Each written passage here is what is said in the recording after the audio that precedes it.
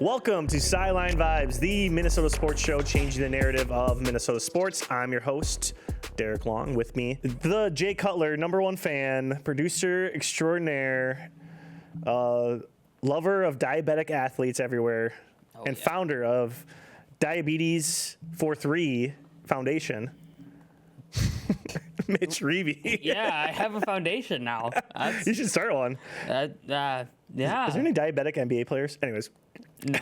I don't know. Maybe. Come on the pod. Yeah. You need to tell people about the drink concoction you got going after the diabetes thing just now. Yeah, let's not. Yeah, what do you got in your Culver's cup here? It's a mix of Minute Maid lemonade, a little splash of High C red, and a little Fanta orange. Yeah, it's quite the concoction there. It's very, very tropical. Yeah. And we're doing our part 3 of our football extravaganza. And joining us is one of the biggest fans of the Jets, but not the football team, just Jets in general, the Austin Eider. Yeah, quite a round of applause. Lover of the Jets, not the Jets, but Yeah, I can't. Jets, Jets. yeah. I don't have good enough mental health to be a fan of that football team. No, Yeah, that's that probably would a be good call. tough. But probably a good call. But yeah, we're doing our part 3 of our football extravaganza. We are going to be breaking down fantasy football stuff today. And now we're not going to be throwing a ton of stats at you. So this is a good episode for people who are not deep into the fantasy football world. Yeah. We're not going to. This is by no means should be fantasy football advice for you, but you could find some good guys out there that. I was going to say, I've been playing fantasy football since I was like 12. I guess, yeah. I've been playing for a long time too, and Austin's been playing forever. And we're pretty dialed into the fantasy football world, but we're not going to be throwing ADPs at you. I don't know. At least I'm not. I'm just going with my gut. These are like go with my gut vibe guys. Yeah. For each position. Oh, I have a great poll for y'all. Yeah, and these could be guys that could win you your fantasy football league, guaranteed. Can we put a disclaimer? Don't. Yeah, this is not real, true. No. This will win you your league. Yeah, this will win you your league. Yeah, just like all of them. Side effects may include not winning your league. So, let's go around rapid fire. How many fantasy football leagues are you guys in? I always like to ask this question. I'm currently in 4. 4? Are they all the same? Like redraft ones? Yeah, they're all redraft. Because there's redraft and there's dynasty where you keep your players. Yeah, I would love to be in a dynasty league. I just don't have anyone that has a dynasty league that has an open spot. So I'm on the hunt. We'll find it eventually. Sure. I've been hunting for 15 years. Just like the Bears in the playoff picture. Always in the hunt. Oh, Dang. got him. That was too easy. That was a softball. Hey, well, you know what? The Broncos. Yeah, he's a Broncos fan today. The Broncos went to the Super Bowl for Super Bowl 50. So. What are your thoughts on backup teams, Derek? Oh, I hate it. I think you should cheer for your team. Oh, yeah. No, I'm not a Broncos fan. He's just a Jay Cutler. Yeah, Jay Cutler. Big Jay Cutler guy. Also, I know you have a second team. You're kind of a bandwagon second team. Backup team is the Bills. So also still no Super Bowls. I was going to say, you picked the 2 most Super Bowl hating franchises. Yeah, you picked literally the AFC version of the Vikings. I would argue it's almost worse, though, because they lost it back to back to back to back. It is. Like the Vikings lost them over time. So stung. Oh, that sucks. A couple of years, maybe get back to another one. So what happens if they run into each other in the Super Bowl? Split jersey. One's going to have a trophy. A split jersey, like Mama Kelsey. That is a sick jersey, though. That is pretty cool. Before we go to breaking down each position and picking our kind of guys that we love, our vibes guys for fantasy football season, we're going to talk kind of like our draft strategies going into the year, because that could change year to year. Mm-hmm. Some people have some crazy strategies. Some people have just go with what experts say. So what are you looking for this season? What's your draft strategy? Typically, I try to get wide receiver and running back. Both those need to be done and locked by like the 6th round. And if there's, obviously you play it by the board. If there's a really good high value quarterback available, still in the 3rd round or the 4th round, and you can grab them, I go for that. But I don't I don't put a lot of value into tight ends. I'd say that's my one strat that I don't think goes with the grain of everybody else. Sure. I put a lot of stock into my wide receivers and running backs. Quarterback, honestly, I don't put that much stock into that either, which you'd think would hurt you, but I mean, honestly, you can get a guy that is going to blow up week to week. Sure. Throws for 300 yards and 2 touchdowns. Sure. So that's kind of my approach to it. Big on switching out and just knowing that week in and week out, you're going to reliably get anywhere from 15 to 25 fantasy points from each of your starting guys. So, which is tough to identify those starters, but when you do it, like last year for a team I had Saquon, A.J. Brown, who was the tight end for the Eagles? Goddard. I had Goddard. And quarterback, I think I just rotated through like Caleb Williams and who was I also had Kyron Williams that year, so I had Saquon and Kyron. Oh wow. Yeah. So. Did you win it? I did win that league. I was gonna say. And that was a $50 buy-in league, so it was. Ooh, there we go. Yeah, it was nice. It was like a 12 team $50 buy-in league. You got quite the team for that 12 team. Yeah, well, I don't think people were. I think they were hesitant on Saquon actually being good with you. I don't think people forget how. If you took Saquon, you like won. Yeah. Most people did. Yeah, and then I also got A.J. Brown, which is those two alone were just pumping the stats. Sure. Like I think I only had 2 losses the entire season. Sure. And I ran through them in the playoffs. Doot, doot. But yeah, that's my draft strategy, basically. Austin, what's your draft strategy going into like redrafts? This year I don't value the running backs, I guess, as much this year. There's like, if you don't get basically Bijan or Gibbs, I think it's a pretty substantial drop off there. And with how often running backs get injured, it's hard to really for me to draft a running back super early in just like a normal redraft format. But so yeah, I'm wide receiver heavy. I agree with what Mitch said about the quarterbacks. Like usually you can get somebody late that's at least average. Mm-hmm. They might not put up, the 30, 40 point week, but you can reliably get 15 out of a ton of them. And then the tight ends, it's tough. That's a tough one now too. Like, basically, if you don't get like Trey McBride or Brock Bowers, you might as well not even take anybody for quite a while, because those ones are going to be all over the place. I'm never touching George Kittle ever again. There was one year that I took George Kittle, and that was the worst decision I've ever made in fantasy football. He gets injured so much, and he's so boom or bust. You never know when to play him. Yeah. Week 2, he'll put up 2 points, and then week 5, he'll put up 30, and it's like, brother. And then the next week, he'll be out on IR, and it's like, holy crap, I don't know how to manage my team. And you have to use a high draft pick on him. Yeah, because it's George Kittle. Yeah. But yeah, I agree. The tight end stuff is annoying. Yeah, my draft strategy, I try to adapt every year, just because if you just do the same thing over and over again, it obviously doesn't. You gotta go with trends. Mm-hmm. I have been though I was ahead of the pack on not picking running backs. Like everyone valued running backs so high for so many years, and I was like, not picking them. I'm 0 running back. I think I was 0 running back before that was even like a thing. Like my whole strategy ever playing fantasy football, ever since I was in high school, was like, I'm not drafting a running back. I'm just gonna keep wide receivers, and I'll get some running backs here and there. Okay. And so I've always been kind of like that, just because there's so, with injuries, it's so unpredictable, and you need to know, if the team's just not good, they can't move the ball, your running back's just cooked. Yeah. And so I very much value wide receivers, and then being that the fantasy football rules are so weird, I've been kind of trying to get running quarterbacks, just so you get some of, at least that floor is a little bit higher if they get running touchdowns or rushing yards. So my strategy though this year, I did a lot of research for this.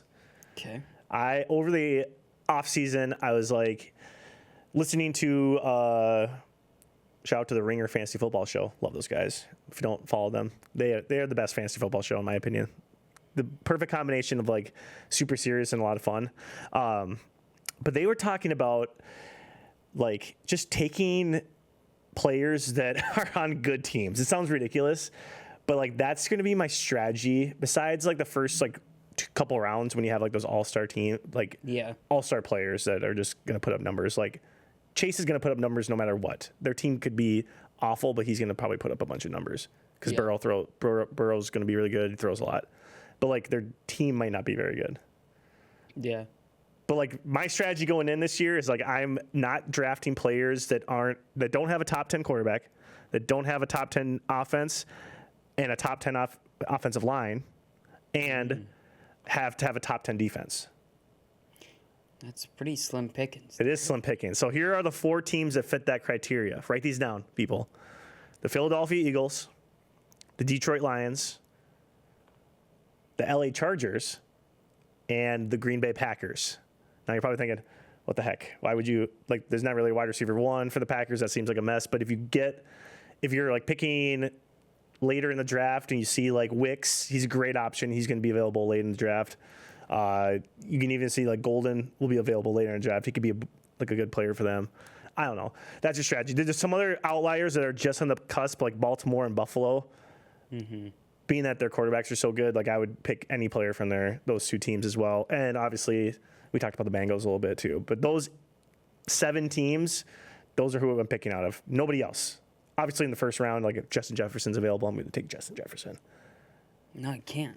It's These not aren't part like of your strategy. It's just like later in the draft. Like if I'm looking at the board, I'm like, oh gosh, who do I pick? They have to be from one of those teams because those are the teams that are going to be good.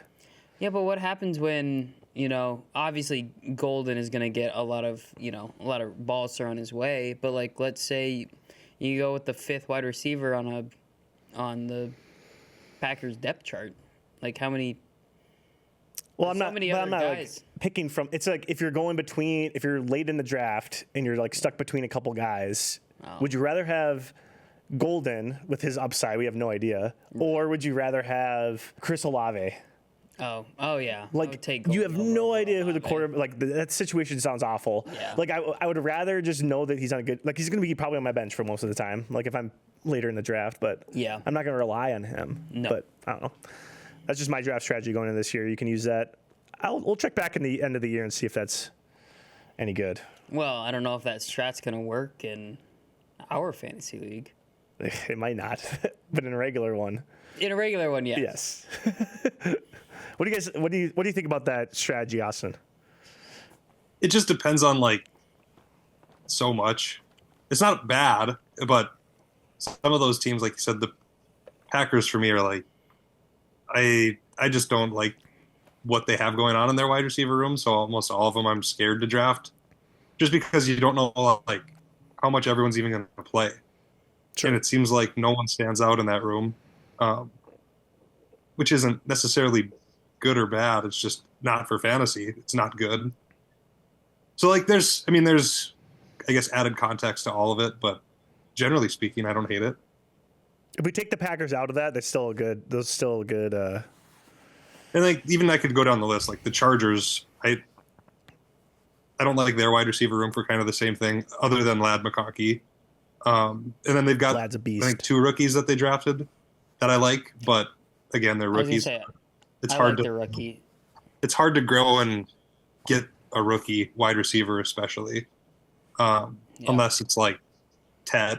And that I'm the opposite. The upside's it's always every year 1 or 2 of the rookies just go off, and if you land on one of them, you're like that. You are in a good chance to win your league. Yeah, because they're like you said, I don't know. There are ones that go off and you can get like later, but then there's ones that just kind of don't do anything, and that's most of them. So like a great example was Rome last year. Fantasy wise, didn't really do much at all. No, but the flip side of it is you can get guys like that later that every now and then do pop off, and you can just like basically ride them the whole time. Sure, they got to come out. They got to be on good teams. So we're going back. We're we just go with good teams. If you're in doubt, just go with like I think this team's going to be good, and I want this player because I don't want to sit here and watch the Browns and hope on like a Monday night that whoever they have as a wide receiver like gets 10 points and have to rely on that. Like I hate that feeling. I'd rather just like it's great. No, I love that feeling. I do too. It gives me a team to cheer for, especially in the past. The Bears have typically been very bad, so it gives me something. At least my fantasy league is too stressful my fantasy for team me. is winning. Too stressful. I wanna be like, oh, this team's really good. Like, oh, he just didn't get the ball because they're really good. Oh, so you just want a cheat code for fantasy football? Yeah, I'm making it simple for myself. Sounds like you're a rookie quarterback going into a complicated offense. Well, I want to win games, and I want to win this year. So that's what I'm going with. We'll see if it works. Yeah, we'll check back in. We'll keep this for a dialogue. Watch, like, there's not going to be any guys in like the top 100. I mean, you can't. I mean, it's like 6 or 7 teams there that you trust that they're going to have good receivers and good. Yeah, the problem is that other teams also know that those players are good and they're on good teams, so they're like it's pricey to get them. That's the thing, though. It's not like the right way. It's like obviously Jamar Chase isn't going to be available in this decision. Like this is later in your draft when you're like staring at it like, who do I take from this? Oh, just pick somebody from the team that's good. Mm-hmm. Don't worry about like, oh, how many targets they're going to get, because like if they have a good quarterback, they're going to get the ball more than they would if they have a bad quarterback. You know what I mean? Like it's more predictable that they're going to have targets, good quality targets, and they might be more open because their offense is better. They have better. I don't know. I'd rather have the Bengals. Well, maybe the Bengals is a bad example. I'd rather have like a Dallas Goedert. He's kind of like the third option for the Eagles versus the third option on the Raiders, the Saints. Yeah, or the Saints. Or the Raiders, or you know what I mean? Like, you're just it's more predictable. The floor is higher. I want my floor to be high. But your ceiling won't be very tall. It could be.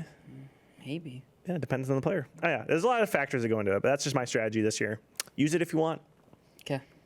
Comment down below if you think that that's a stupid strategy. You're going to get absolutely roasted. I hope so. I always have wild ideas. Like, one time I tried to do, like, a running back committee. Like, I literally just took a committee and like played them both at the same time. That was a disaster. If I picked the Broncos like a couple years ago. It was like Melvin Gordon and rookie Javonte Williams. I was like, I'm just gonna pick these guys because they're gonna run the ball a lot. Maybe it will work. And then I tried the Packers the next year with Jones and Quadzilla. I'm having a hard time with names today. I know who you're talking about. AJ Dillon. AJ Dillon, thank you. Oh my gosh, this is gonna be a rough episode because I'm having a hard time with remembering names. And this is the episode you don't want to. Yeah, you got to remember the names. I tried it with them. AJ Dillon was horrible. Yeah, but Jones would give me points, so then I just took AJ Dillon out of the lineup. And if Jones is out, then I put AJ Dillon in. Mm-hmm. That happened a lot that year. It did. And I think I won that year. Oh, nice. So it worked once and it didn't work. It failed miserably one time.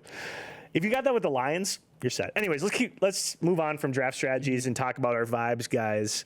Yes. So we're gonna pick a player from each position, and doesn't have to do anything with stats. This isn't like I think this guy's gonna have the best year. Just like I like this guy a lot, and I sneakily think he will have a good year. But don't tell me any stats. I don't want to. Don't be like, hey, this guy. Blah, blah, blah. Okay. We're starting with QB. Yeah, we're starting with QB. I'll start it off. Okay. I did write down like multiple names for each one, just in case someone else, in case one of you guys took it. So it's kind of, I like Cam Ward. I don't hate Cam Ward either. Like, do I think he's gonna put up a lot of numbers? No, but I like him. He definitely has the grind mentality because there are reports left and right talking about how he's there at 5 a.m. and he's the last one to leave the building. Yeah. So, and I do love that in a quarterback. Like, especially for a impoverished franchise like Tennessee. Yeah. They need that. Like, if you miss out on one of those top quarterbacks, like early in the draft, like if you don't get a Hurts, a Jackson, an Allen, Burrow, Mahomes, I would say even Herbert. If you don't get one of those guys and you're just testing your luck on somebody. I don't know. Cam Ward, get him on your bench. You see what happens. I don't know. He just seems like a vibe. Yeah. And they were putting all their eggs in his basket, so it's like, 100%. I don't think he's like set up to like fight for his job. Like he's gonna be he's got a good headspace. Yeah. Feel good about him. Oh. Yeah. Mitch, who's your quarterback vibe guy? Honestly, this is gonna be a spicy take, but I think Drake May is actually gonna have a pretty good fantasy year. With Vrabel coming in and kind of changing that culture mentality in New England, I really think he's a super talented quarterback. Yeah. And I could see him kind of taking that next leap or jump. Actually, no, I'm audibling. I'm changing. I'm changing my mind due to recent games. I think Justin Field is just gonna. You're buying into the preseason hype. Oh yeah. You watched that game last night? I didn't watch all of it, but I saw the highlights. I saw Justin Field just do his Justin Fields thing as he did as a Bear. He can't get away from you, man. I know, and I love it. He's got a soft spot in your heart for Justin Fields. Oh, 100%. After what Trubisky did, yeah. All right, just ugly ass divorce, terrible heart shred. Justin Fields came in and it was like, he's a highlight quarterback. He looks so cool. So, dude, you're addicted to. I do love Justin Fields. What a pivot that was. I loved the Drake man. I'm kind of out on Justin Fields. I need to see. Oh, 100%. I need to see more, but I did watch that game and went, God, there's something there. Oh, yeah. Sometimes you just watch guys play and you're like, God, I wish they just could figure it out. Right. And unfortunately, he's on the Jets, so I don't think he's going to figure it out. But I really, really want him to so bad. But for the rushing upside reason, like this, he could be kind of a sneaky pick. Yeah, you get him in the 7th round. Like, once everyone takes their defense, you just quick nab Justin Fields, have him as your second QB, or even your first, because your wide receiver and if Justin Fields is my starting quarterback on my fantasy football team, I'm retiring. What? Justin Fields is going to have a statistically insane season with the Jets. But Fantasy-wise. Fantasy-wise. Again, this is all at fantasy The football. win-loss totals are not going to equate. Doesn't matter. It's just all about the fantasy football weird scoring that we do. And I think actually coming from the Steelers and going to the Jets and just with a new head coach there too, I think he's in a really good mental space. Because going from Chicago to the Steelers, I just don't think that was good. I think it was pretty rough with everything with Russell Wilson and Tomlin and all that stuff getting pulled after having a great 4 or 5 week stretch. Going into New York and being like, yeah, that's my team. Tomlin, a normally really hard guy to play for. Wow, pretty mediocre coach. I did. What? Okay. What? He's That's like insane. Top 5 easily. Top 5 easily. Mitch, you compared Ben Johnson and Caleb Williams to Patrick Mahomes and Andy Reid. Yeah, it's the next coming. The Chiefs dynasty is over, guys. Well, Andy Reid was like one of the best coaches in the NFL before the Of all Chiefs. time. Ben Johnson hasn't even coached in a game. His first coached game he tied with the Miami Dolphins here in preseason. Well, yeah, starters didn't start. Preseason doesn't matter, I guess. But Yeah. Austin, what are your Insane. thoughts on this Justin Fields pick here? I don't hate it, actually. Just because I can't hate on anyone's because of what I'm about to say and who I'm about to pick. Because it's like he legit might not play a single snap this year. Jameis Winston. Oh no, I do love that. I love this pick though. Like it's strictly a That vibe. Like it's just because he's so funny, but he legit might not play like at all. But he might. Gosh, he might be. But he's gonna play after like week. God, he might play a little bit. Dart looked pretty good though. He did, and I mean Russell. He's got to compete with Dart, who's their rookie, and also Russell. Talk about the opposite of Vibes guy, Russell. Yeah. Yeah, they're like literally polar opposite human beings. Did you see that clip of Jameis at Sure. training camp? Like, Oh, yeah. he's like, Hitting the all right, Bible crossbar. study tonight or whatever. He's like, I Yeah. hit this. I just think he's hilarious. Like the one that I will actually play. I like Baker Mayfield a lot. I just like his attitude. So he's another one that I would put up there with like the vibe part of it. But the Jameis vibe is the best in the NFL. Yeah, you're right with that. I mean, didn't he go to? Or I think it was a home Cleveland game, and it was one of his first starts last year. I'm pretty sure he went and beat Baltimore. You It are was like correct. snowing out. Yep, it was like Yeah. really gross weather. Yeah, and it just was like 1,000% vibes. Just like he was just so he played really well, but then also he was just like, yeah, just the Lord's looking out for me and all this stuff, and it's like, dude, Either needs to have his own show. If he was a play-by-play or like a color commentator, oh. oh my god, he'd be so good. Or coach. I would like him to be a coach, a head coach. Also, I Can he, did. can he be the coach of the Saints? Would he be a good coach? I don't think he'd be a good coach. I think he's a good talent, like a good I personality. don't know. I would run through a brick wall for Jameis Winston. I mean, did you guys see him? Did you see the clips when he was running around in the Super Bowl interviewing yeah. The teams Oh, yeah. and being like, "Hey, I'm looking for a job." It's How like, could, yeah. what? This is crazy. He was like going to go to the Eagles or something, be a backup quarterback. They'd have too much aura. Yeah, they would. I'm going to throw one more name in just for quarterback, and this is like not because, like, obviously this quarterback's going to be the best of the league, Lamar Jackson. I just love him so much, though. And I think this year that he's going to be like another step up. I think this is the year they're like, we got to win a Super Bowl. Yeah. They're going to be, I think they're really motivated. I just have that feeling. It's like, Yeah. this is the year for them. Watch week 2, Derrick Henry. Don't say, nope. Jesus Christ. No injury. I'm not saying I want that to happen. I'm just saying. Be ashamed. Now We can't have that. We can't have that in the sideline vibes. We can't have injury. Mitch is like, oh, I don't want it to happen, but it'd be a real shame. Be a real shame. a real. Close Derrick his Henry, you'll phone. be fine. Don't listen to Mitch. We're bleeping that whole thing out. We're gonna bleep the whole thing out. Can we do that? Can Yeah. we bleep things out? Yeah, for We're sure. gonna bleep that out. We're gonna keep it in though. Oh yeah, we'll just bleep it. The audience has no idea what I said. Okay, good picks, everybody there. We'll keep that in house. Yeah. Can't have that. Can't have that juju in the air. All right, let's move to tight end here. Okay. Austin, you want to start us off in tight end? You're a Yeah. vibe guy. I've got a few. Don't The steal first mine, one though. literally is it's similar to the Jameis pick of like he'll never put up fantasy numbers because they don't give him the ball ever. But is Darnell Washington? He's like my Love favorite tight end to watch, and like he could literally not touch the ball, and I'll watch the whole game and just watch him because they let him block like the ends by himself, and he just like, chucks dudes. And then I'm sure you probably saw guy's it, a monster. maybe not, but like last week the Steelers put up a picture of him just like catching a ball, and it literally looked like a Nerf ball, like a miniature Nerf football. It looked like. And so I just think He's like a monster. huge. I just love watching him because he's huge. So he's like my favorite to watch.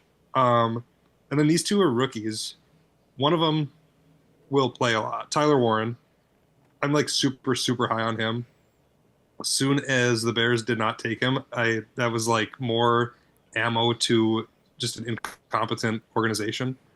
And yeah. And then Terrence Ferguson is my third one. And this ends up, I didn't realize how much I was going to bash on the Bears, but I thought before the draft that he was the second best tight end, with Warren being the best. And I thought Loveland was like the fourth. So Terrence Ferguson, he might not play a ton year one because they've got like 4 tight ends that they've been rotating through. But if you're like a dynasty league, he's one that I would stash for sure. But yeah, those are my 3. Like I said, Darnell Washington's the all-timer though. That's the thing with like you're a big tight end guy. Like I love tight ends. I love watching them. And I think they're sneakily one of the most important. If you have a good tight end, your team is going to be good. I don't see. I disagree with that. You can This is a hot debate topic for Austin and I.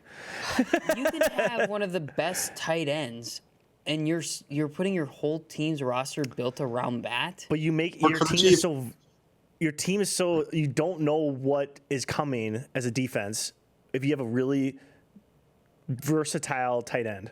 who can block and catch. I'm talking from like a fantasy football perspective. From fantasy football, yeah, we're just talking like Regular. Okay. Okay. Yes, Oh yeah. yes. I agree. If Yes. you're for regular NFL yes. roster. Sorry, I should have said that before. Yes, you need to have good tight ends. I agree. Yes, they're very a key component to the offense. This was leading in my overall point I was going to make is like for fantasy football, there's nothing better of like turning on red zone and watching your player make like a crazy play.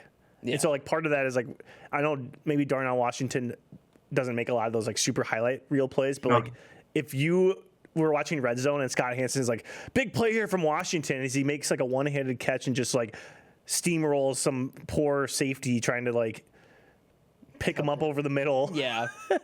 Like how awesome would that be to watch versus watching some stumbling I'm trying to think of like a tight end, Dalton Schultz or something. Is that his name? Yeah. Kyle Pitts. Is Dalton Schultz a tight end? Is he? Who's the Dallas He's on the Texans. Texans? See, look, well, I know tight ends here. I'd rather watch a Darnell Washington just like steamroll a guy than any other highlight reel. Like part of it is just getting guys. It's your fantasy football team. You want to get guys that you want to watch do cool things. Right. But at least in my pick. And you mentioned his name.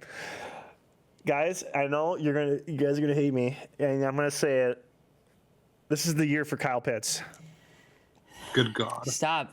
You bought into the brainwashing of TikTok. No, I've never actually been in on Kyle Pitts, and I liked him coming out of college. I think I'm always a bet on the talent. Just football wise. Fantasy wise, he's been not a reliable situation. This is a whole new situation for him. I think he finally has a quarterback that's going to be looking for him. You bet on the talent. And this is only for, again, I'm not saying you take Kyle Pitts over the top tight ends. I'm saying if you're going to skip over all the tight ends, you might as well get a Kyle Pitts out there. And you never know what's going to happen. Like your ceiling is so high. Honestly, in some leagues, you could probably just pick him up after the There you go. draft's over. Even better. I'm just saying if you're going with the zero tight end strategy that you're kind of saying, like you don't really need one if you can't get the top dogs. Right.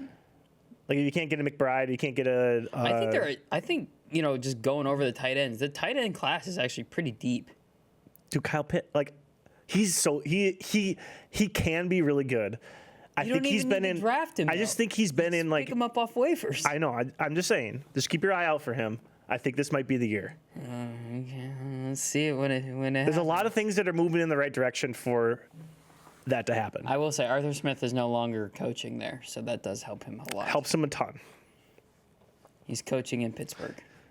It kind of stresses me out. He's not a guy that I like take on Dynasty anymore because he's just like, I mean, I guess the talent's there.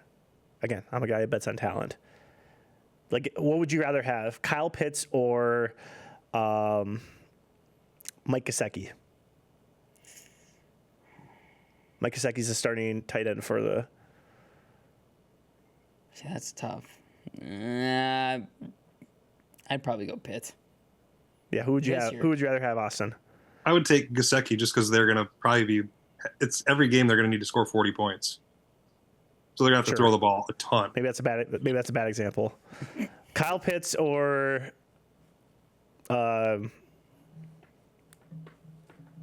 to think of like a middle tier team here. Whoever the tight end is for the Rams. Higbee? Is Higbee still there? He's still there. Maybe. He's still there, but that's you the rather- one. That's where Terrence Ferguson is as well. Would you rather have the really cool Kyle Pitts or a really boring Tyler Higbee? Yeah, you're taking Pitts. You're taking Pitts. Like this is like if you keep going down the line and just asking yourself that question, don't go off of the past. This is vibes, guys. This is like you're trying to put the good juju in the world. I drafted Shadir Sanders in our Dynasty League in the Brookings. Shout out to the Brookings Dynasty Football League. Great league. Anyways, I drafted him, and I instantly got a bunch of crap for it. Yeah. And you know what? I leaned into it. I was like, you know what? he's going to be QB3 for us. He's going to be part of our rotation. Yeah. And he went out preseason, silenced the critics. Killed You it. got to lean into it. Be like, yeah, I'm taking Kyle Pitts. Actually, don't. This is not advice. Don't draft Kyle Pitts above anything else. If he's available, I don't know, he's there. He's not part of one of my teams. He's not in my draft strategy, though. There's a bunch of TikToks I've seen where it's just like the rotating spirals, and it's like draft Kyle Pitts in the first round. He's gonna be good. Do not take him before any other of those tight ends. I'm just saying, he's on the waiver wire. Take a flyer. You're gonna get him at the end of the draft. If it's your last pick, Yeah. he's out there. Again, he's not part of my draft strategy. My 7 teams. The Falcons aren't on the 7 teams. But I'm just saying, this is a vibe guy. Oh, Yeah. something to think about. Who's your tight end? So, going off vibes, obviously this tight end is really good, and it's gonna cost you a pretty high draft pick to get him. But I think Mark Andrews is going to have a revenge season after the way his season ended last year. I love this pick. And just how, because like he couldn't catch the ball. And, He also was like in a car crash at the beginning of the season that kind of derailed him. yeah. So I think he's gonna come out and silence the critics I love this pick. and show everyone that he's still the top 5, if not top 3 tight end for fantasy football, and in just the regular NFL too. He's a great set for the Ravens, and that falls under your strategy of picking the Ravens Yep. because top O line, top D line, Yep. top quarterback. So, and I think like we were talking before we started recording, Andrews and Jackson were drafted same year, so like they kind of have that bond, Yeah. that relationship Yeah. that I makes them love this pick. a great duo. And isn't Likely going to be out for a little bit? Most likely. I thought I saw something. Or is he good? That's a terrible joke. Somebody look this up. Oh, I'll look it up. Says he's got a foot injury, but he could be ready for week 1. Okay. Well, he'll be back. Anyways, But yeah, I like this pick a lot. I'm Yeah. kind of jealous of this. I wish I would have leaned into this. I wish I would have actually went with my draft strategy. yeah, it's called stealing. Yeah. But no, I've always liked Andrews as a tight end. I don't always take him every year just because there are other tight ends I think are available at the spot I feel comfortable drafting a tight end, and I just see more upside with someone like a Dallas Goedert or a Brock Bowers or. Yeah. I used to, when I was really young playing fantasy football, I took the year Peyton Manning was on the Broncos and he broke all those touchdown and passing records. Yeah. I forget who the tight end was. Fant? No, wait, he wasn't there. No, I think he played for Jacksonville for a little while. He got paid by Jacksonville and then he kind of dipped off. Oh my gosh, why can't I remember this guy? I know exactly what you're talking about. Was that after Demaryius Thomas? It was on the team with Demaryius Thomas. It was Demaryius Thomas, Welker, and then the tight end. And the dude just I had him for fantasy football, and he just I think he was a 6th round pick. It was pretty late. I know I can visualize him. I just can't think of him Yeah, but yeah. or think of his name. So sometimes I pull wacky drafts like that, but obviously I can't rely on that as a strat. But That's why I'm going with my strategy this year because I don't want to end up and be like, what the heck? Why do I have this guy? why do I have Kyle Pitts? Yeah, why do I have Kyle Pitts? Why am I rostering Kyle Pitts?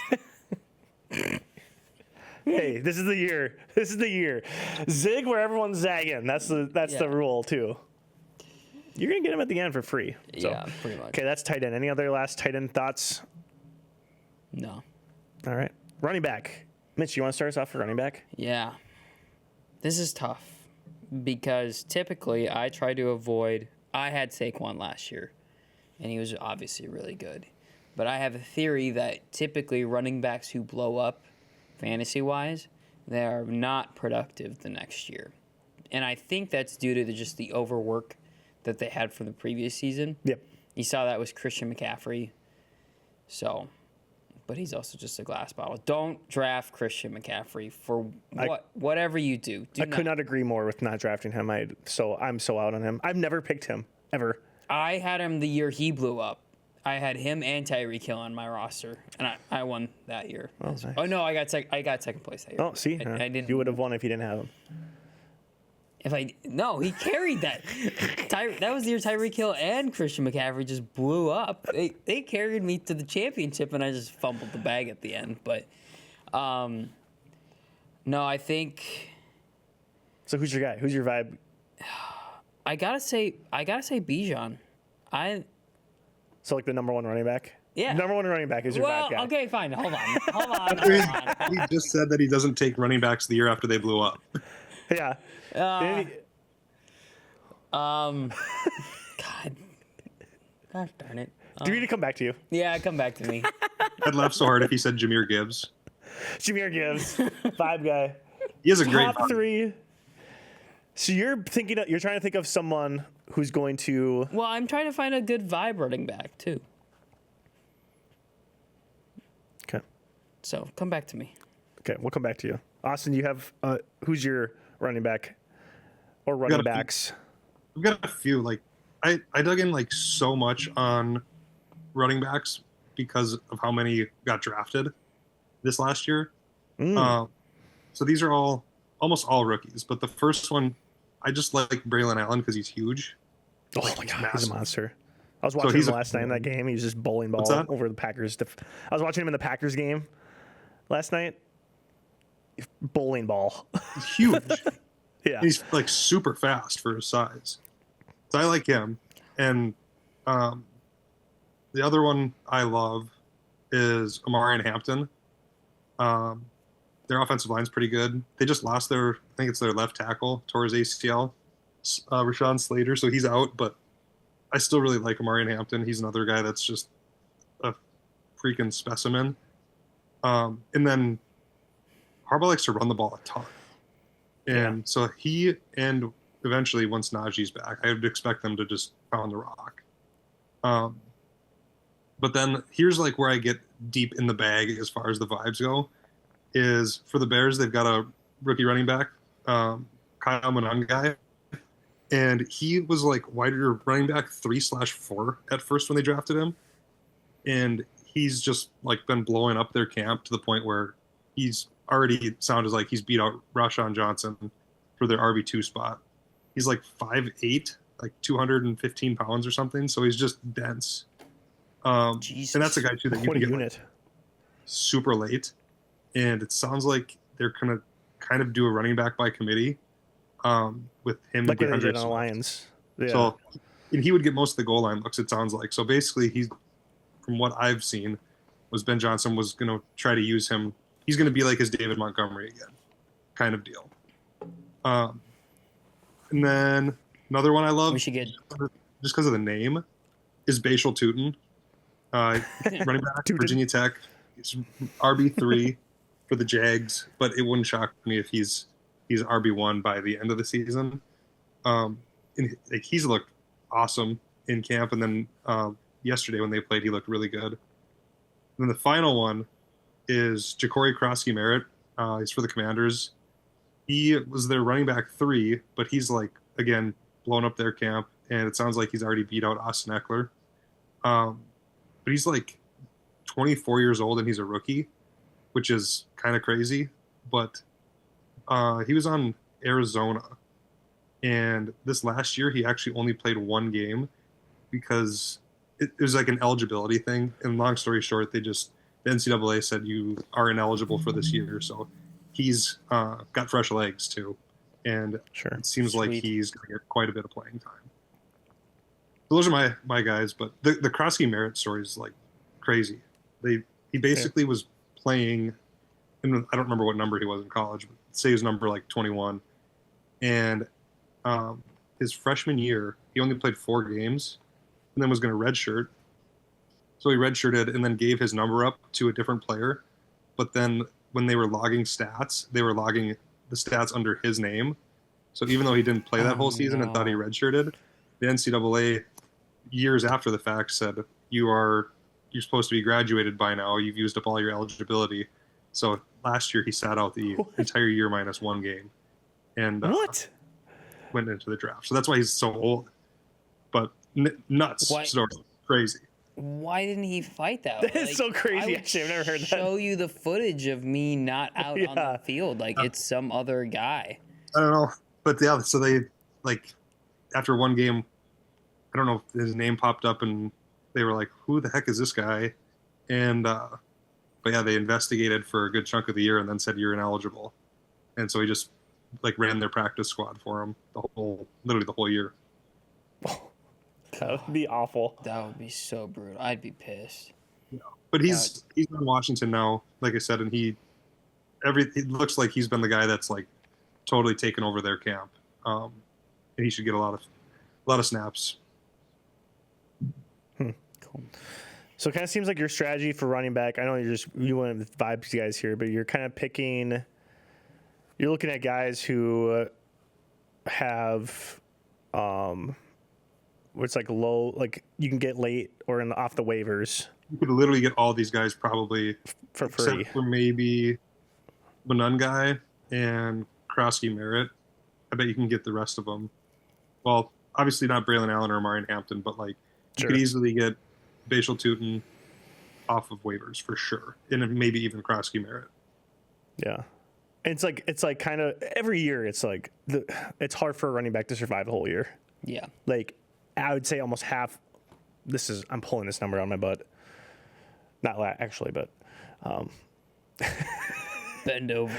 oh Jesus. I feel like half of the league's running backs are like either the second stringer or the third stringer by the end of the league or end of the year. Like it's hard for running backs to finish the whole season. Yeah. And so you're kind of banking on you're banking on the yeah, I see that. Like I do love Guy those guys. and Tootin and Krosky Merritt are all like no-brainer guys in a dynasty format because you don't need to play them right away. But like Guy, it sounds like he's going to play a lot and kind of split snaps almost with DeAndre Swift. So like he's probably worth exploring, I guess, is kind of what I'm trying to say. But Tootin, that one's going to be like a flip of a coin because he's kind of got to beat out two guys.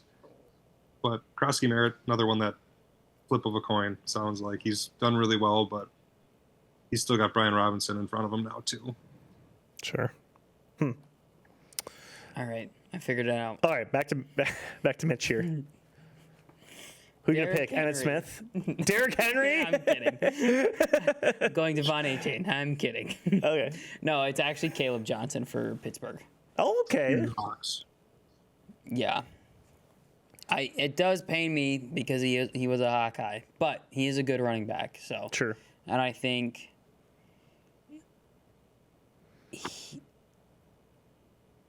he will have a very fruitful season.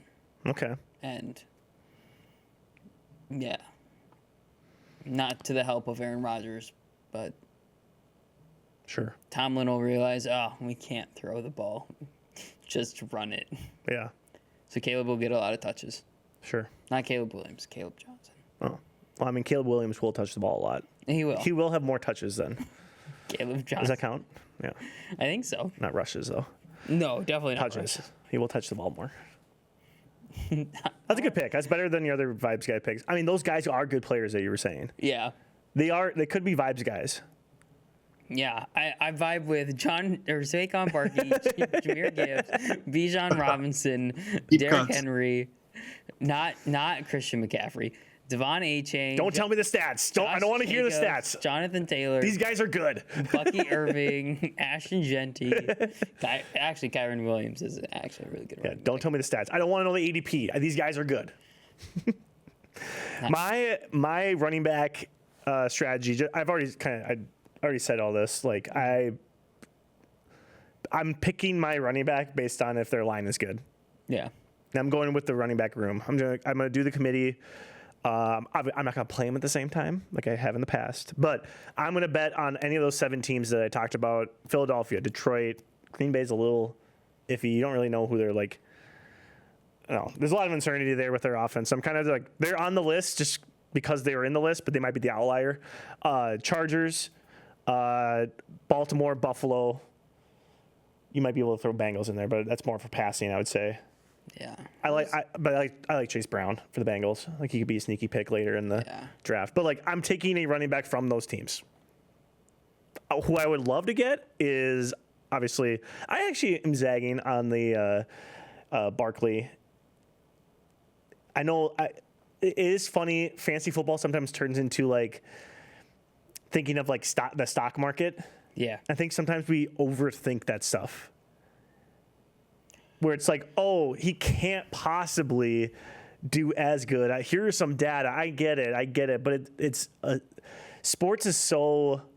You're gonna sit here and you're gonna pass over Barkley, and Barkley's gonna have another incredible season, and he'd be like, "This is the first running back to do that," and you just know it's gonna happen. I don't. I would rather. So. I would feel less dumb if I. Sorry, I would feel more dumb if I passed on Barkley because I thought that he was. I'm betting on his downfall versus taking Barkley and it not being as good as it was last year. I would feel more dumb if I just overthought it.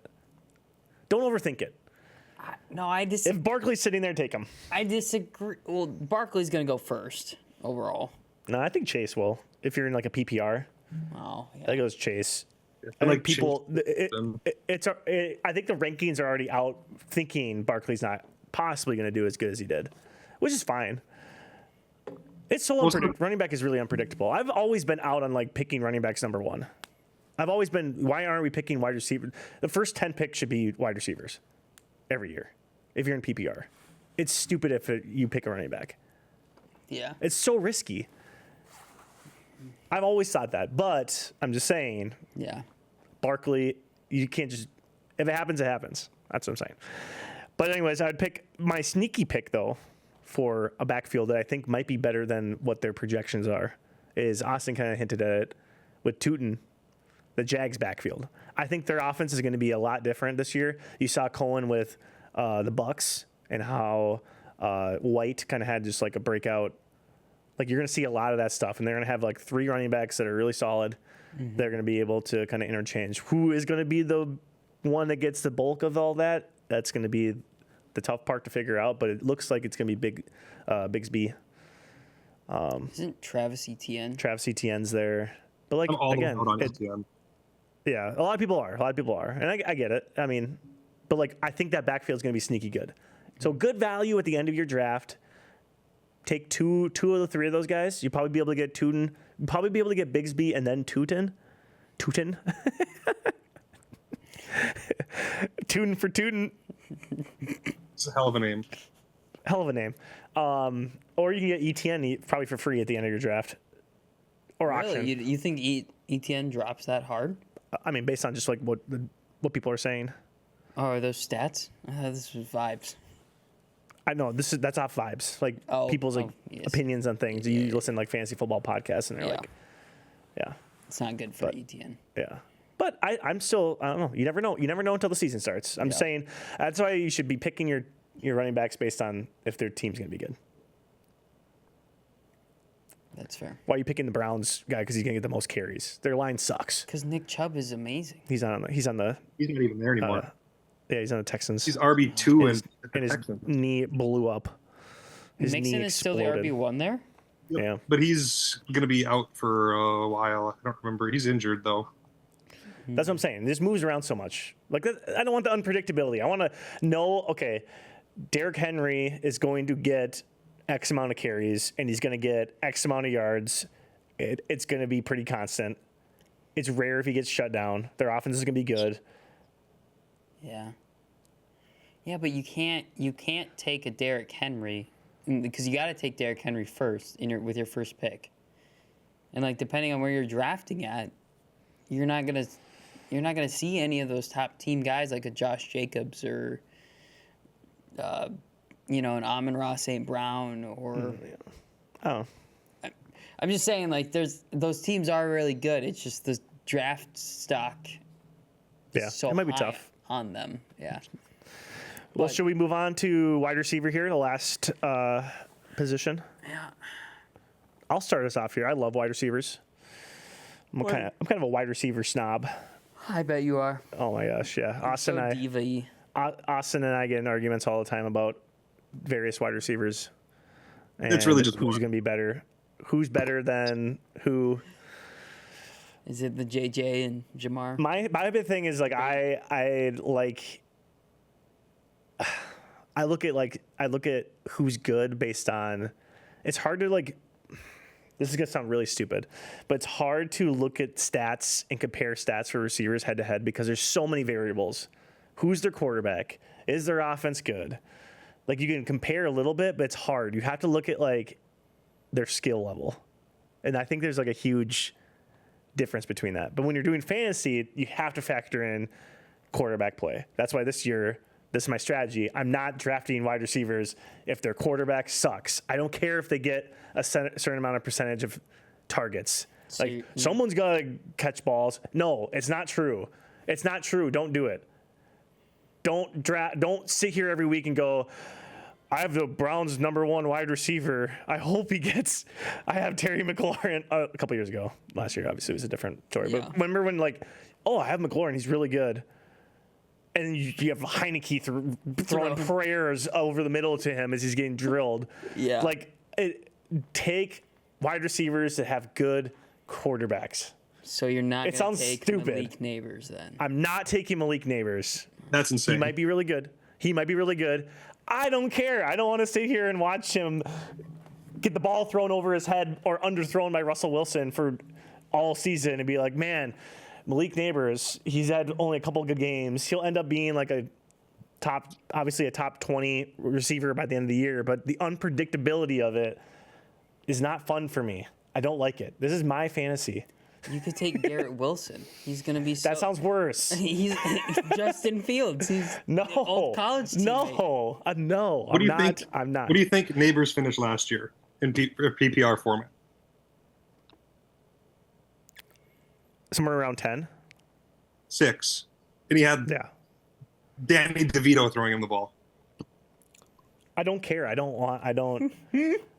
Not Tommy I don't DeVito. care. Dan. I don't care. This is my thing though. I know he finished 6. First of all, a lot of receivers got hurt last year. I was just gonna this could be an outlier year that he's in the 6. Who's wide receiver got... Ooh. There's a lot of injuries last year. There wasn't a lot of consistency. It's all across the board. Anyways, what I'm saying is the inconsistency. Like you might see, what if Neighbors falls off and he's like 15th because he has no one throwing him the ball at a consistent level? He had no one, and he still was wide receiver 6. I know, but like that's what I'm saying. Like if you're betting on these trends in fantasy football, you're betting on these trends of what could happen. That's just, I don't know. They have 3 I'm kind of quarterbacks. contradicting myself. They have 3 quarterbacks on their roster that are better than who played for them last year. So, like, even if at worst case scenario they roll out Jackson Dart, he's going to be better than Tommy DeVito. Yeah. I don't want to sit here on a Sunday and be like, I need 20 points from Malik Neighbors and Russell Wilson's his starting quarterback. Versus if I have T Higgins and Burrow's their starting quarterback, I'm like, oh, I feel a lot better. I feel like he can at least get 10 as my wide receiver 2 versus like having Malik Neighbors as my wide receiver 1 and praying that Russell Wilson doesn't kill him. Yeah. Russell Wilson doesn't throw really over the middle. So, I don't know. Could be good. I don't know. Anyways, to sum up my point here is like I'm picking wide receivers who are not okay. Malik Neighbors is maybe a tough example because he's like a top tier guy. So like obviously like Justin Jefferson doesn't have a top 10 quarterback. Yeah, he's going like But he should be like if he's available for me as like a third pick, I should take Justin Jefferson. I shouldn't pass him over. So I'm not saying like this is like elite talent. You think Justin Jefferson falls to the 3rd round?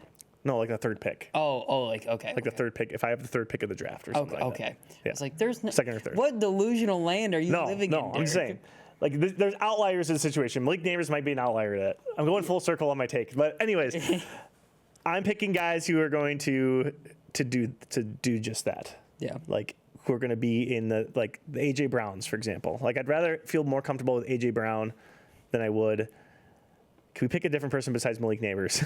Because I like Malik Neighbors. I think he's really good. What about Devontae Smith? Wait, AJ Brown over Jerry- Devontae Smith? No. Like if you had the choice between T. Higgins and Devontae Smith, they're both wide receiver 2 on their teams. Who are you taking? T. Higgins, because I think he's better than Devontae Smith. That goes against your philosophy, Derek. Devontae Smith plays on the Eagles. I know, but I think Burrow. Remember, Burrow's an outlier in this situation. He's one of the 7 teams. So Eagles are also the 7 teams that I picked. So you're picking. Yeah, but they have Higgins is better than they have Smith. a better offensive line. They have a better running game. I know that, but they're both in the same. They're already in the same. They're an outlier. There's one outlier in each of them. Is it the Packers? I'm not really sure. I'm not I feel comfortable like with him. is rolling his eyes at this. He always does. It's fine. I'm used to this. Like the guy I was thinking of was like Jerry Jeudy, because he's wide receiver 1 on a team that doesn't really have a quarterback. So like in that scenario, I'd rather take what you're saying. That's why like the Malik Neighbors one's not a great. He's like kind of QB. I mean, it was only 1 year, but he was kind of quarterback proof. Like it didn't matter. But Jerry Jeudy is he's going to go basically as their quarterback play goes. Because like when Jameis played, that's why Jameis is so fun, because it's either going to be, no matter so what, it's going to be the most entertaining game you've ever watched. Yeah. Because he's either going to throw for like 6 touchdowns or like 4 interceptions. Yeah. So, like, I got the ick from Neighbors when he didn't know how long a yard was. That something clouds my judgment with him. You don't need to know how far a yard is if you're running into the end zone. Yeah, have a quarterback to get it there. Fuck. I don't know. Just you heard it here first. If he has a interesting year, I love Malik Neighbors. I think he's a great route runner, and I think he's everything that you want in a wide receiver. And you should take him. But I'm just saying. Anyways, my vibes, guys. My one that I just love, and I think this is finally the perfect situation. Another great route runner, Josh Palmer. Gross. The Bills. He's in the Bills. This is a gross pick. I think Josh Palmer is going to have an absolute stellar year. He's so good. Finally in a situation that's more for someone like him. And you watching Hard Knocks, I might be getting clouded by Hard Knocks. Him and Allen kind of working on their routes or like on their connection. Like I love Palmer. I've been waiting for. Not that he was in a bad situation with Herbert, but like it just was not a great. I don't know. They don't. Not the right role. The what? Like it wasn't the right role for him. And it wasn't the right role for him. Role. And No. like wide receiver 3 is where he belongs. Yeah. He could be. He's just a very versatile route runner, and I just love his like physicality. The way he goes for the ball, and I think him and Allen, he's going to be loved in Buffalo. There is one stat, though, if I do bring stats into this. I thought you told us not to bring stats. I know, but just like a stat that I think really shows when a wide receiver is really effective, and this is the stat that I kind of go towards and look at. I don't have them off the top of my head, but I can't remember which group of people came up with this, but like first downs per I think it's reception. First downs per reception. Yeah. I like to look at first downs per target too. Like if you can't get to that stat, because you have to pay to get the first down per reception thing. I'm not going to pay for that. Target's pretty close. Yeah. Close to the same amount of, anyways. That is an interesting stat, because like obviously if you're a receiver and you're getting the ball to the first down, you're just you basically reset your team's like not drive, it shows how efficient you are as a receiver. Yeah. Like your route, you're basically showing like how you win routes. Right. With that stat. But again, it takes 2 to tango. You want to take the quarterback. I'm going on a huge rant. We're gonna have to like fast forward, cut a lot of that. But like I'm so addicted to wide receiver like stuff. So Josh Palmer, I do love. Here's just 2 other vibes, guys, really quick. Okay. I know this guy got hurt or has a calf injury, so I'm a little hesitant to say this. But I just love this guy, Dontavian Wicks. Okay. Love his route running ability. I think he was target. Someone needs to fact check this for me. I think he was targeted the most last year by maybe target percentage when he was on the field when Love was, or for Love's guys. Might need to fact check this, but I love his route running ability, but he has calf injuries, so that's another thing. Stay away from guys with calf injuries. Stay away. If you can get him on the bench, pick him up, go for it. Stay away. And then I think Travis Hunter is going to be. Yeah. He's my rookie wide receiver that I'm going to try to just fly up and steal. Blow up. Yeah. That's it. Obviously, that's not that's not a deep cut. But anyways. No, I agree. I think. Well, All right. I think a lot of people are out on Travis Hunter because he's playing both ways. I'm all in. I think he's going to be great. I think he's going to win offensive and defensive rookie of the year. Anyways, Austin, let's go wide receivers here. I just talked for like 20 Malik minutes. Neighbors was one of mine, but the only reason I picked him was just because the diva part of him. Like, it's always fun having a diva wide receiver in the NFL. And so I like that he's a diva. The other one is George Pickens, just because you never know what he's going to do. Like, he's probably going to fight somebody. And he's going to have a much better situation, obviously, in Dallas with Dak versus, like, Mason Rudolph. So I like that matchup for him as well. But yeah, those are like the two most fun ones I could think of off the top of my head. I want my wide receiver to be a diva. Would you say Justin Jefferson's a diva though? I think every wide receiver is a diva. I think you have to be good to be. If you're not good if you're not a diva. I would say If you're not demanding the ball, Jamar Chase. Jefferson. Yeah, Jamar Chase is a diva. I don't think Jefferson's a diva. I agree. I don't think Jefferson is at all. no. Have you seen a clip of? Remember when he was yelling at Kirk on the field? You have to be. If you're not like he's not going to do it in the media. That's a whole different conversation. We've had this debate before. Yeah, you like the media divas. I like the drama. It's funny. AJ Brown's kind of a good one too. Yeah. AJ Brown is a diva. And you have to be one. You have to be one in Philly. You have to have that. Diggs is like the biggest of them all, I would say. Yeah, well, yeah. I mean, he's always in the news. Correct.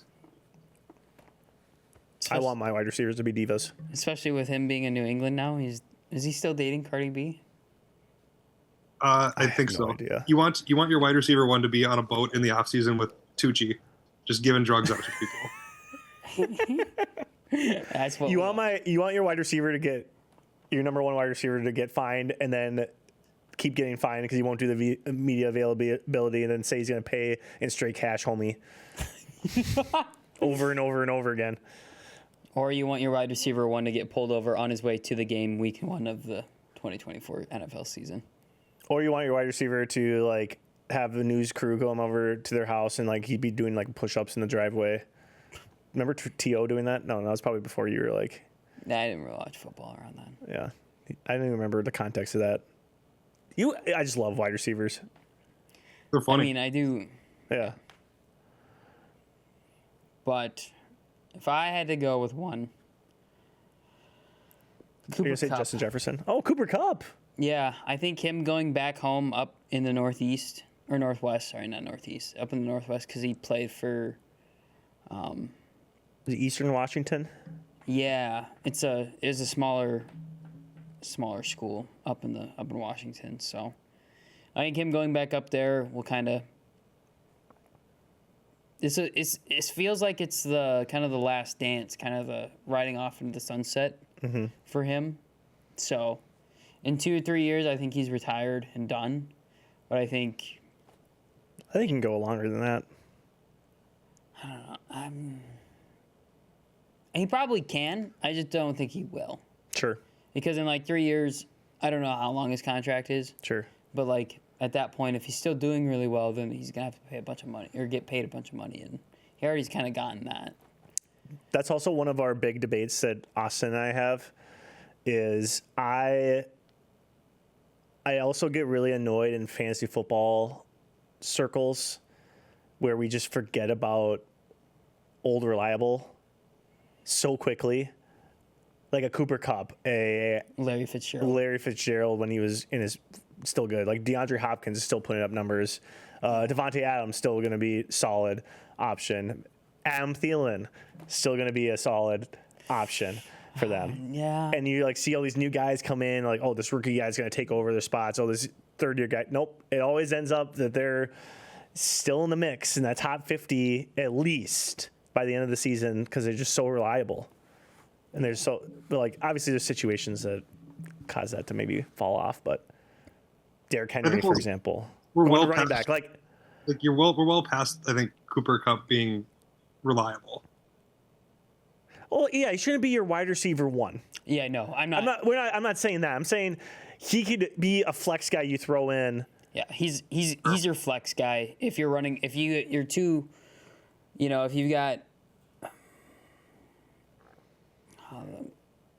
If you have a couple good, you have like a wide receiver. Deep at wide receiver, which you should be. Everyone should be deep. Yeah. Your first 5 picks should be wide receivers.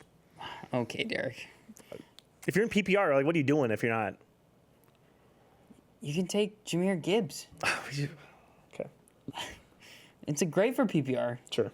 Anyways, keep on. Sorry. But yeah, I agree. He's definitely not your wide receiver one, and if he is, good God, how many teams are in your league, and how deep do you have to draft?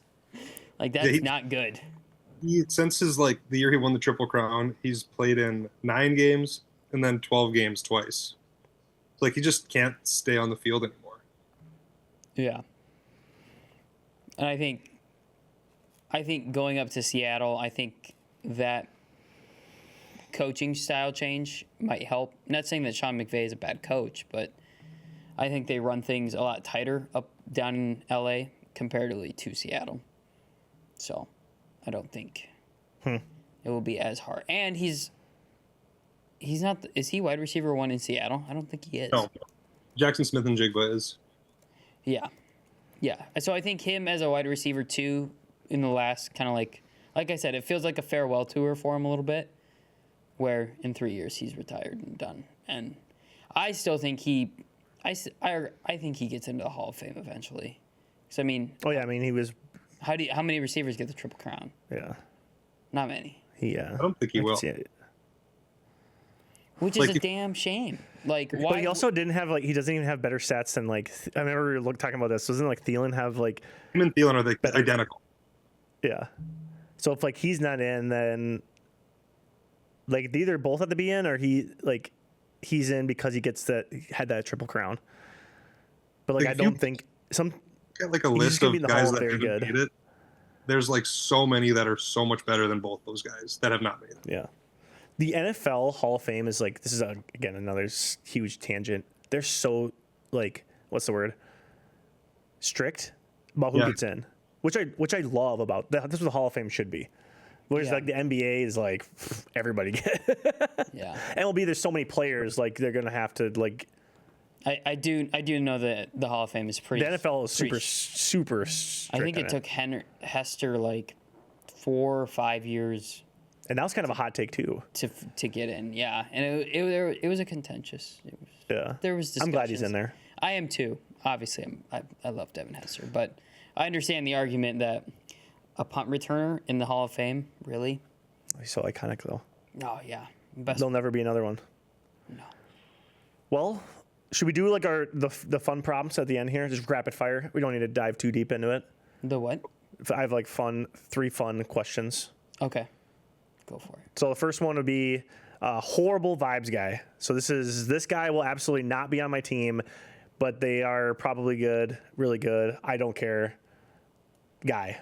Mm-hmm. I'll start us off. Brock Purdy or anyone on the 49ers. Ooh. Absolutely not. I hate Kyle Shanahan. Sorry, I don't hate him.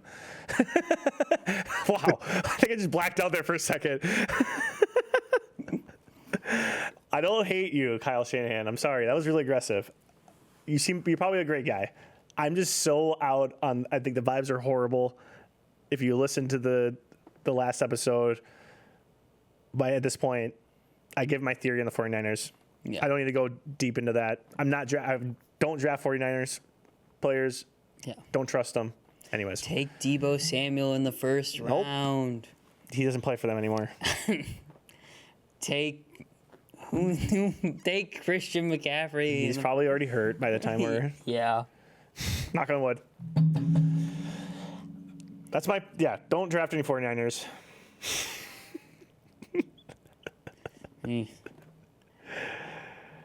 Anyways, what's your horrible Austin? Who's your horrible vibes guy? The guy that will absolutely not be on your team, but is probably really good. You don't care. The Dolphins. Anyone on the Dolphins? The Dolphins. Chan, Tua, Tyreek Hill, Waddle, absolutely not.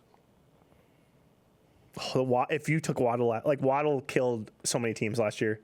Yeah. He had probably one of the worst seasons that you could have for a fan. Like It's terrible. if you took like their average draft position, ADP per Points you were getting. points you were getting, I bet he was like all time worst. Oh yeah, because he was going like third, second round. Yeah. Oh my God. Yeah. Maybe like if Tua gets injured, which inevitably will happen, their offense just comes to a screeching halt. Yeah. Yeah. That's So unfortunate. I'm out on the Dolphins. Okay.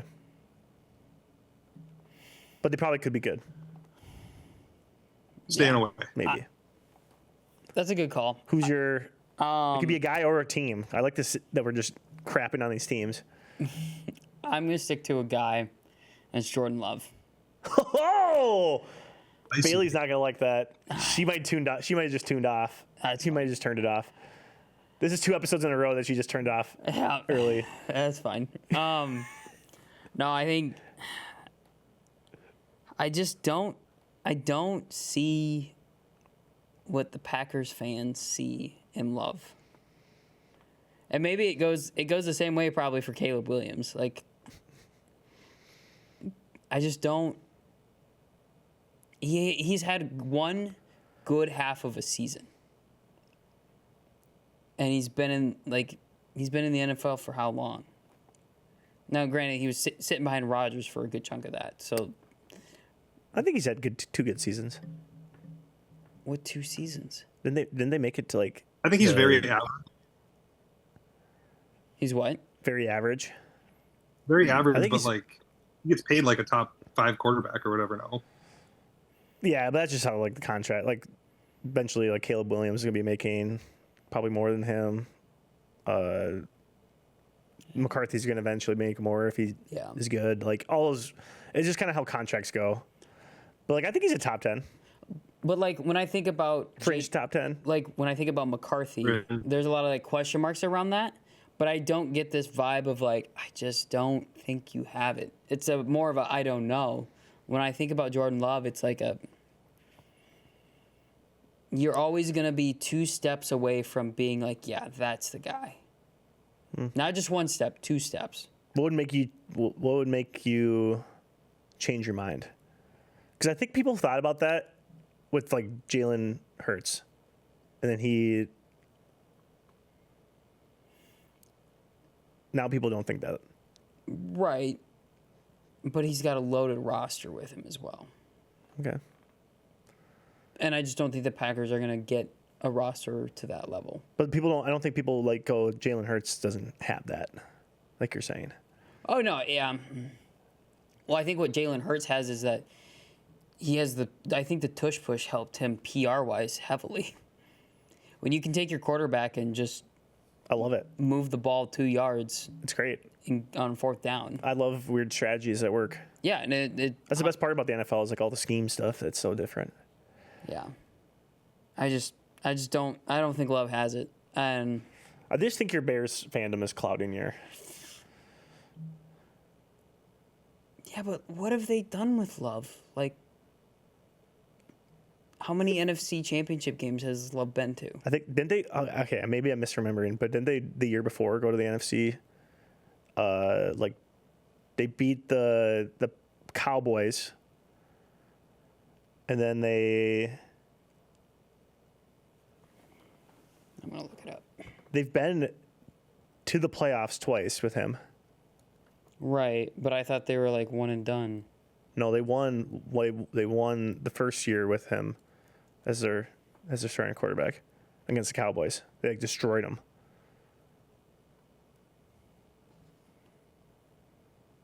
He's done more than Caleb Williams.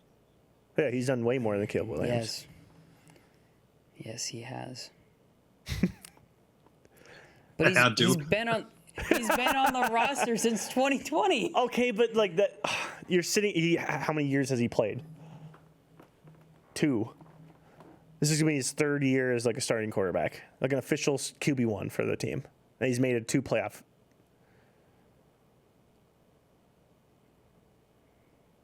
And they truly don't have like a really solid dude as a wide receiver, and he's still kind of making it work with guys who are fine and they're good, but they're not like Devontae Adams. They're not like a Tyreek Hill or Chase or Jefferson. Like they don't have a guy like that, and he's still putting up numbers. I don't know. I feel like sometimes we're like, if we don't see, like he's solid. Yeah. He's like in the camp of Herbert. They made it to the divisional round, NFC divisional playoff round against the Packers. So more than Caleb Williams. Yeah. Okay. I'm just saying, if Love is mid the entire season. Well, I guess this is your horrible vibes. This guy is absolutely not on my team, even though he might be pretty good. Yeah. Okay. Well, I'll take Josh Jacobs all day. That guy is a great guy. I love that guy. Jordan Love's also a great guy as a person. Yeah, he does have horrible vibes. As an NFL quarterback. Sure. Yes. Okay. He does. He All does right. have horrible vibes. Let's do our I don't want this guy, but when I'm in the heat of the moment and the draft clock is ticking, I will probably end up drafting him guy. Mine is going to be probably Tyreek Hill. just as Austin just said, I'm staying away from Miami. You see Tyreek Hill on there, and you're like, oh gosh, it's either Tyreek Hill or I take. I don't know who else would be in that like range, but like, you're gonna take Tyreek Hill. I don't know if I want him on my team, but he's on my team now. Yeah. Oh, who would that guy be? What would be your guy, Austin? Mine's also the Dolphins. So Tyreek Hill, but you're gonna end up drafting them. Tyreek Hill, Jalen Waddle, Achane, Tua.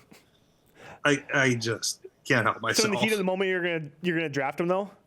Possibly. I've only done 1 draft so far, and I thank God didn't have to. Was there any guy? Okay, you just did a draft though. Did you look back and go, why the heck did I take him? Let's see. Is it a redraft or a dynasty? Dynasty. Oh, never mind. Dynasty, you have more time to kind of think about that. I was able to get because of everything going on with Terry McLaurin, I was able to get him like 2 rounds later than I would have thought. Sure. But is he like a guy that's like, I don't want him? No, I wanted but him. I ended up drafting him. So well, there's no one that I'm like shit, I wish I would not have taken them. It's hard. Yeah. Dynasty, you can kind of at least you can talk yourself into everybody that you drafted. Pretty much. Do you have a guy yet, Mitch? One is like Geno Smith, I guess. Yeah. He'll be like a spot start anyways, so I mean that's not the end of the world. Sure. But I wanted him over Sam Darnold. I'm all the way out on the Seahawks. Like Sam Darnold under pressure, as far as like pressure, like getting blitzed and stuff, he looks horrible. And they arguably have the worst offensive line. That's a good point. I'm out on Darnold just from that reason. If I'm like picking 8th or 9th, and Saquon's still there, you're taking Saquon. I'm taking Saquon. But like, we've come full circle. I told you, if Saquon's sitting there, you're gonna draft him. Yeah. But like, if you're that late in the draft and you have. Think about this. So the net you'll be, if it's going to be a snake. Yeah, because then you can just get. Oh, dude, you'll have Saquon and you can get like another high round talent. Yeah. Or you double down and get Hurts a little bit earlier than. Or AJ Brown. Yeah. Or you really go full circle and take Saquon, and then you take Christian McCaffrey. No. Just be a But imagine if they both stayed healthy the entire season, and they just they both are like competing for an MVP spot. That you could do that. Yeah. There is a possibility. Don't talk people into that. Don't do that. America's listening. Don't do that. You heard it here first. Heat of the moment, maybe. You can get Barkley and McCaffrey all in the same draft. Oh, God. But yeah, Saquon would be that guy for me. Let's do the I know ball deep cut guy. The guy that's probably that you may take at the end of the draft that you're like, everyone goes, who? And you're like, this guy has been lighting it up in the preseason. I can't believe you don't know who this is. You're not locked in like I am. And he probably like ends up not playing as much as you thought. Yeah. Guy. Do you have one, Austin? Oh, yeah. Locked and loaded. Mine is the running back 3 for the 49ers. Jordan James is the guy's name. And it's not even like a stamp of approval on his game. It's more of just their running back room has like a hex on it. And they just are addicted to getting injured. So like the odds are that you wouldn't even need to draft this guy and you could just pick him up later on the season. And like due to injury, he'll probably end up having to play. You're addicted to wanting third string running backs that might play if several guys get injured. Correct. I just want to be the first responder on it. You're the last responder. Yeah. I don't want to be the last responder. I want to be the first responder. I want to be the first guy in on it. And everyone's just going to be like, hey, can I get that guy? Right. And you're like, nope. Oh, like someone who has like McCaffrey. Yeah. It's like, oh, wait, who has this guy? Oh, Austin drafted this guy. And What was he thinking? How do you he know? has 0 points in the year, but Austin has him on his bench. Correct. Get like 2 snaps. I love it. Mine is a guy that I drafted in my dynasty league in the 4th round, Arian Smith for the Jets, wide receiver. Guy's a guy can fly, and he run. He's a good route runner. Played at Georgia, rookie wide receiver. He might be my sneaky rookie wide receiver that I pick up that I think might just take off. Just because, like, again, Jets. You're banking on the Jets. I'm not banking on the Jets. He's going to be on my bench. But if for some reason the Jets magically have like this even halfway decent offense, I think he can get a lot of targets, and he's like a deep ball threat, and he's an absolute flyer. Yeah. And I just like that. Yeah. I like that take. Yeah. Like if Justin Fields just bombing it down to, he runs so fast. Look him up, Arian Smith.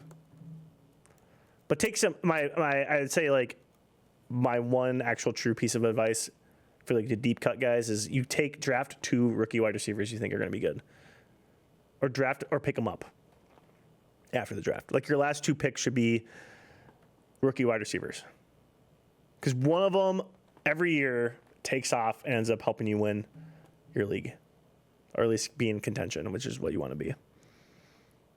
Mitch, do you have I know a ball deep cut guy? Jahmyr Gibbs? Derrick Henry? Justin Jefferson. Justin Jefferson? No, I think Bears got a rookie wide receiver. What's his name? Don't they? What's his name? Burden? No. Yeah, Burden.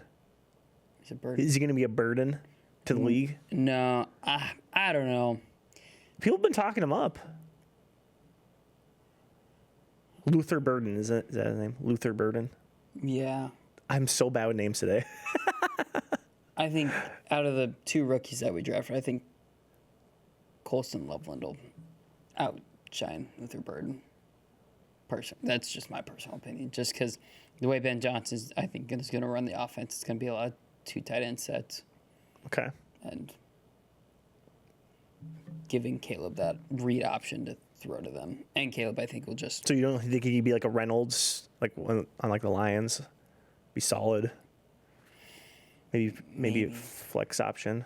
Williams. You don't think he'd be like Williams? I heard he's as big as like a tight end. Or am I thinking of a different guy? Burden? Yeah, Burden's I not thought he was big. I don't think Burden's that big. I think he's like 6 I could foot. be wrong. Oh, I was thinking of a different guy. Ted is huge. McMillan. He's like 6'4". Maybe I'm confusing. I'm confused. I'm having a Mandela effect. Yeah, Luther Burns 209 and 6 foot. Yeah, that's He's not very big. no. Definitely a speedster, edge route runner. So Okay. no, I think the guy I'm gonna give is Jaleel McLaughlin. He's the third string RB for the Broncos. I wouldn't trust a single running back out of the Broncos. You just never know who's. It's like them and the 49ers. You have no idea who's going to be the guy from week to week. Well, J.K. Dobbins is the RB1. So. Are you predicting he's going to get hurt? Are you casting juju on him again? No. I would never say that. Yeah, I can see it in your eyes. America, you know. And yeah, I don't know. I think this RJ Harvey guy, he gets more carries so far in the preseason, but you watch Jaleel McLaughlin, draft him, last pick of your draft. I do love, I used to do this, and I don't know if I can anymore, but if I can take Adam Vinatieri with my last pick, I usually do. So your last pick should be like a guy that just It's just for fun. like a Hall of Famer, like Randy Moss. Like, can I pick Randy Moss up? That'd be sick. Someone in our high school drafts like the most ridiculous person with their last pick. Yeah. It's usually somebody who got in like a lot of trouble. Oh. There's always like Jimmy Kleinsausser. Yeah, like a Jimmy. He doesn't get in trouble, but I think a couple years ago he drafted like Henry Ruggs or something. It's like, geez, rough. Oh, you could take Jordan Addison. Yeah, that'd actually be a good pick of your last pick. That means why did everyone pass on him? Because he is suspended for 3 games. Yeah. Well, that's about it for our fantasy talk. Yeah. We're getting deep into the Yeah, we didn't even reads. talk about our league. Oh, yes. Okay. This isn't a league that you guys can join, but we're going to be doing but you could steal this idea and start your own with your friends. And Mitch, you came up with this. We kind of did like a hybrid version of it. We were throwing ideas at the wall, and this is kind of what Yeah. our creative minds came up with. So we're going to call it the Survivor Fantasy League, where you're thinking, oh, are you going to kick somebody out every week? No. Every week, whoever scores the most points, it's like a normal fantasy football season, head-to-head matchups and whatnot, except for we're going to have 6 points for quarterback touchdowns. Passing touchdown. The right way you should do it. Every week, whoever scores the most amount of points puts up 2 NFL teams to get evicted out of The league. the Big Brother house / Survivor Island. And the whole rest of the teams get to vote which team gets kicked out. And so you have to drop all those players and you can't use those players So for the rest of the season. yeah, and they're gone for the entire season. Like if Derek puts up the most points and he puts up the Eagles and the 49ers to vote on. I would definitely put up the 49ers as soon as I win.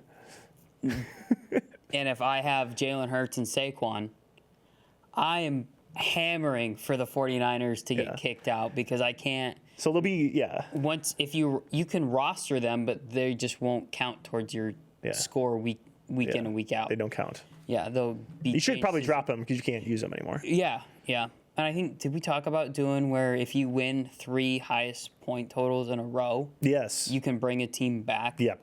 If you so choose. Yeah. So that's one of the caveats with that. Yeah. So So the it'll be- teams can come back, but pretty hard to do. It's going to be absolutely electric. There's going to be a lot of collusion going on. There's going to be people trying to form alliances to try to team up together to get to the end, or to team up together to go after somebody. I don't know. What are your thoughts on that, Austin? I was gonna say, Austin, what do you think about that?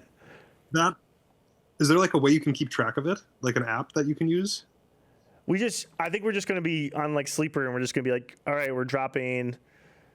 Baltimore Ravens got the most points. So whoever has Baltimore Ravens players, you can't have them. Sure. You can just kind of keep track of it that way. And Yeah, the commissioner would have to go through and be like, all right, which teams are eliminated, and then go find all those players and change them to 0. I don't know if there's an app that like does this, but it's gonna be so funny at the end of the season when we're like, you're relying on like this whoever the Saints starting quarterback is. You're in the championship game and you have like Spencer Rattler going against like Daniel Jones. Yeah, Daniel Jones. Danny Dimes. It's like It's gonna be so unhinged, but it's gonna be fun. It's like a vibes guy. It's Yeah. just for fun. Bragging rights, big time bragging rights if you can win that league. Oh yeah. It's different than like we didn't want to make another fantasy football league for us. You're in 4 already. I refuse to be in another one because I just like there's too much. I don't like cheering against my own players. So this is a fun. It'd be really funny if we added the dynasty element to this league. Yes. And it's like, That'd be electric. And every year you have to kind of like.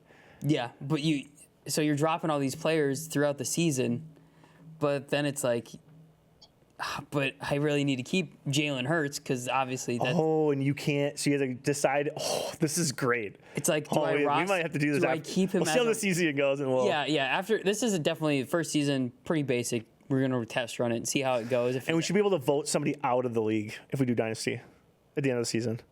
You just want to. I want to vote people off of leagues. I think it's so funny. We settled. Derek wanted to kick someone out of the league originally. I was like, well, what if we kick out a team? If we get kicked out. Yeah. Yeah, and then we have this show where we talk about this fantasy league that we're not in. Yeah. So we're gonna be talking about it every week, so you guys we can test drive it for you. But Austin, any other last fantasy football notes? No, I got nothing. I ran through my Rolodex of running backs. True. What do you think about Jaleel McLaughlin? He's a stay away. I think it's Jaleel. He's a stay away. Oh, It's probably good not to pick up the third running back on a team that you don't know who they're gonna run. Watch, he'll be MVP competition or. We're so deep into the reads right now. Yeah. I think we need to end it. Pull me up. Okay. Well, yeah. Thanks for coming on again, Austin. We'll have you on throughout the season here. All right. I'll see you later. One sec. I got to run. He's gone. He's gone. It looks like an emergency is going on there. But yeah. Do you have any other parting thoughts here? Last episode of the Football Extravaganza. Excited for the season. Yeah, week 1, Bears Vikings. We'll do a preview pod for that game. Yeah. We'll try to do probably episodes. I mean, each week we're gonna have an episode. We're gonna kind of break down Kind of how the week, how the Sunday night or the Sunday games went. Thursday and Sunday games went. Yeah. Just because. Yeah, we won't have like the Monday football. Unless one of our team, like we're Bears and Vikings, so we'll push that episode back to get that talked about. But that'll be the majority of the episode. We'll try to have a more scheduled episode launch every week. Yeah, we'll need that. Yeah, once we get into the thick of the Summer's just been kind of la-di-da. Yeah, but email us if you have any ideas. I love people throwing out ideas of things you could do, or if you have any questions or things that. If you want to tell me how my Jordan Love take is comments. preposterous. Yeah, if you have a comment down below if you think our takes are. That's the best part about it. Yeah. Yeah, this is a fun project, time capsule, but we don't have. I mean, you can say whatever you want.